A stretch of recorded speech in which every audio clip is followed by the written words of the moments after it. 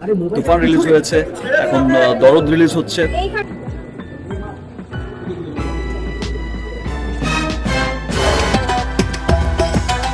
শাকিব সিজিতের আসরের মধ্যমণি। কেন এই কথা বলছি চলুন জেনে নেই। হ্যালো বন্ধুরা, আশা করছি ভালো আছেন। কলকাতার প্রযোজনা প্রতিষ্ঠান এসকে মুভিজ থেকে 2025 সালের জন্য 18টি সিনেমা নির্মাণের ঘোষণা দেওয়া হয়েছে। জমকালো আয়োজনে 11 নভেম্বর সন্ধ্যায় কলকাতার তাজ হোটেলে আয়োজিত অনুষ্ঠানে ছিলেন ওপার বাংলার নামিদামি শিল্পী ও পরিচালকরা। এতে মধ্যমণি হয়েছিলেন ঢালিউডের শাকিব খান।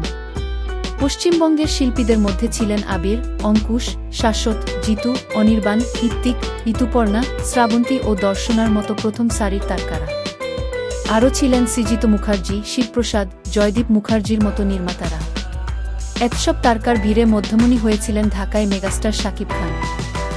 অনুষ্ঠানে উপস্থাপক মীর মঞ্চে ডেকে তোলেন শাকিবকে। সম্বোধন করেন বাংলাদেশিদের গর্ব মেগাস্টার হিসেবে। আগামী 15 নভেম্বর বাংলাদেশ, ভারত সহ বিশ্বের 20টির বেশি দেশে ছবিটি মুক্তি পাচ্ছে। এটি অত্যন্ত চমৎকার একটি গল্পের সিনেমা।